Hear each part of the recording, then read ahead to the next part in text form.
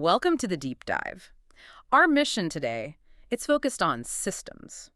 Organizational, social, even personal ones, the ones that just feel trapped in the gravity of the But ordinary. we've all felt that. Oh, absolutely. You feel like you're working hard, you're investing resources, you're hitting those quarterly plans, but nothing really fundamentally changes. You're just generating inertia. Right. So today we're looking at a blueprint. It's designed to move any system from that kind of stagnation to, well, to greatness. In the source material we looked at, it draws a really sharp line. It's not just about change, it's about transformation.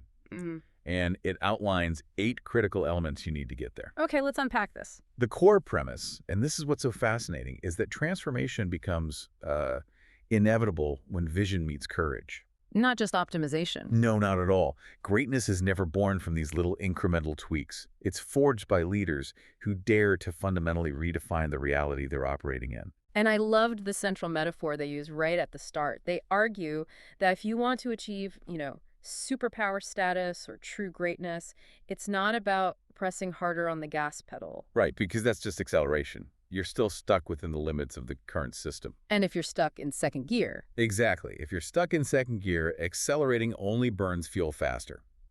True transformation, it requires shifting gears entirely. it's elevation, not just Uh-huh. acceleration. That's the word. It's about designing a new reality. And it's Mhm. guided by these 7 golden tools and then this crucial 8th element, which is all about sustainability. So let's start with those first two golden tools. They really redefine where the work begins. And it's not where you'd think. We're not talking budget spreadsheets or org charts here. Not yet. Tool number 1 starts inside.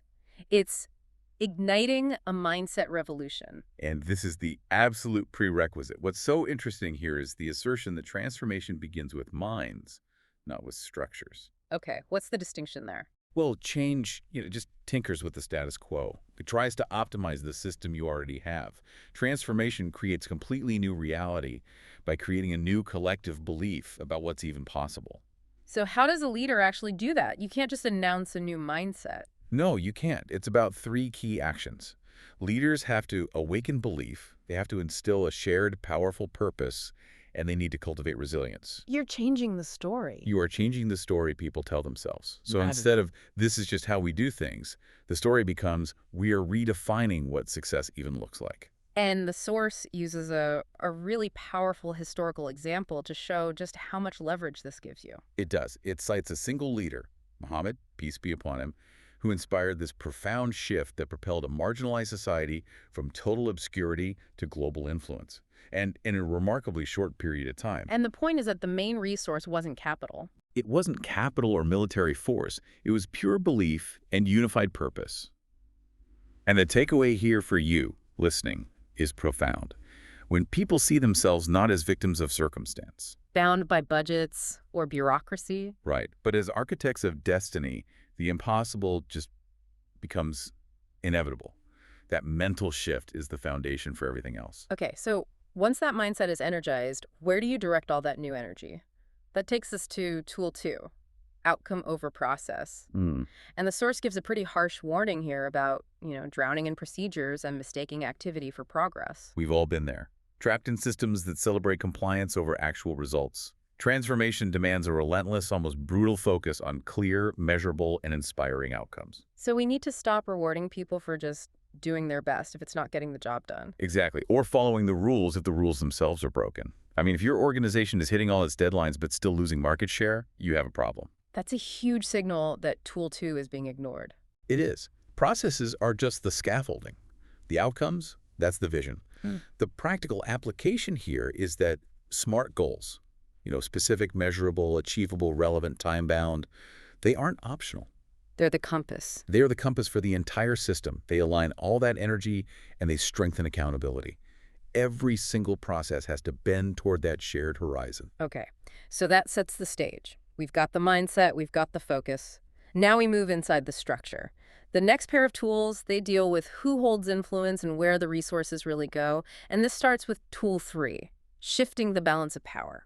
Right, and if you connect this back to the bigger picture, empowerment here is a core strategy. It's not charity, it's not some motivational tactic, it's capacity building. So transformation thrives when the powerless become powerful. That's the idea. Leaders have to be willing to redistribute influence to the people closest to the action, the staff, the users, the communities themselves. That's how you unleash all that dormant energy and wisdom. Okay, but hang on. Shifting the balance of power, doesn't that just risk, controlled chaos?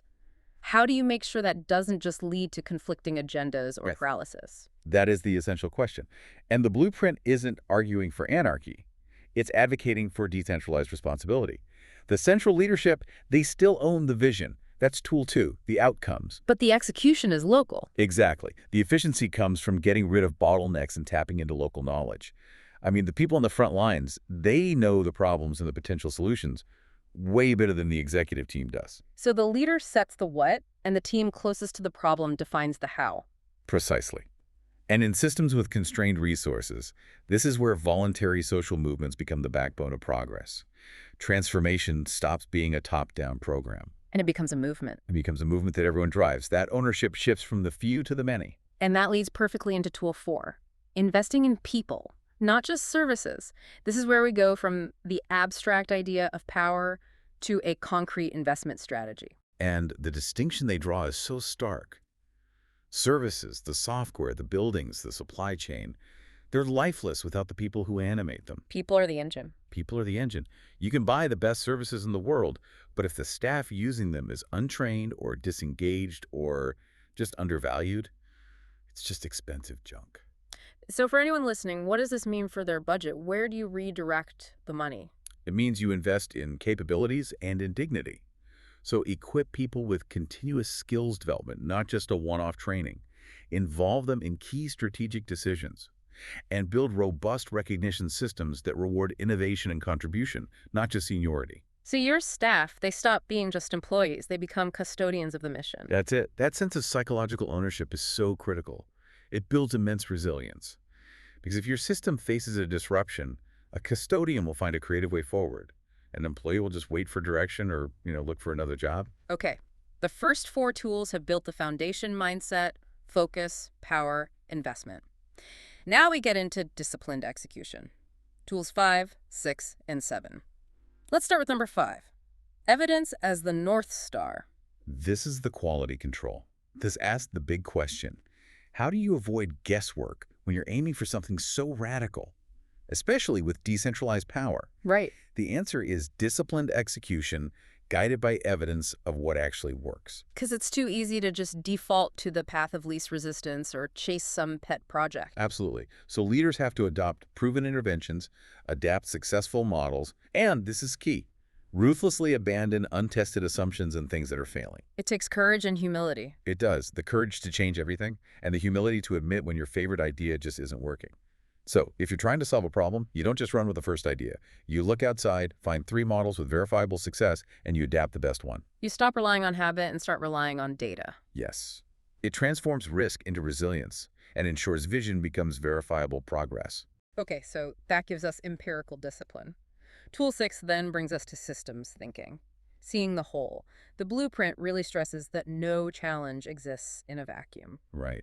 Problems like poverty, ill health, illiteracy, they're all woven into one destructive fabric.